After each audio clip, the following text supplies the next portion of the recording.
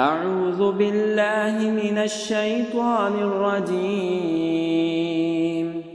بسم الله الرحمن الرحيم. هل أتى على الإنسان حين من الدهر لم يكن شيئا مذكورا إنا خلقنا الإنسان من نطفة أمشاج نبتليه فجعلناه سميعا بصيرا إنا هديناه السبيل إما شاكرا وإما كفورا إنا أعتدنا للكافرين سلاسل وأغلالا وسعيرا إن الأبرار يشربون من كأس كان مزاجها كافورا عينا يشرب بها عباد الله يفجرونها تفجيرا يوفون بالنذر ويخافون يوما كان شره مستطيرا ويطعمون الطعام على حبه مسكينا ويتيما وأسيرا إنما نطعمكم لوجه الله لا نريد منكم جزاء ولا شكورا إنا نخاف من ربنا يوما عبوسا قمطريرا فوقاهم الله شر ذلك اليوم ولقاهم نضرة وسرورا وجزاهم بما صبروا جنة وحريرا متكئين فيها على الأرائك لا يرون فيها شمسا ولا زمهريرا ودانية عليهم ظلالها وذللت قطوفها تذليلا ويطاف عليهم بآنية من فضة وأكواب كانت قوارير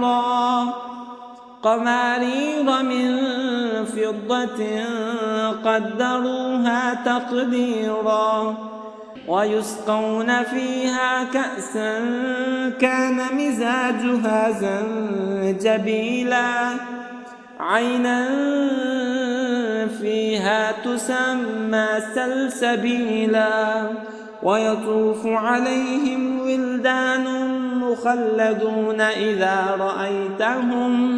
إذا رأيتهم حسبتهم لؤلؤا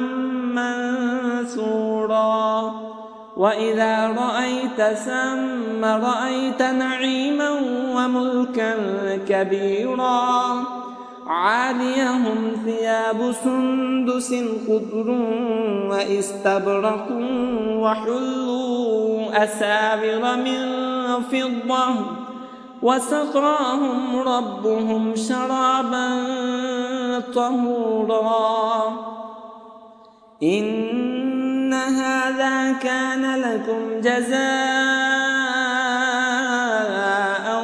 وكان سعيكم مشكورا إنا نحن نزلنا عليك القرآن تنزيلا فاصبر لحكم ربك ولا تطع منهم آثما أو كفورا واذكر اسم ربك بكرة وأصيلا ومن الليل فاسجد له وسبحه ليلا طويلا إن هؤلاء يحبون العاجلة ويذرون وراءهم يوما ثقيلا نحن خلقناهم وشددنا أسرهم وإذا شئنا بدلنا أمثالهم تبديلا إن هذه تذكرة فمن شاء اتخذ إلى ربه سبيلا وما تشاءون إلا أن يشاء الله إن الله كان عليما حكيما يدخل من يشاء في رحمته والظالمين أعد لهم عذابا أليما.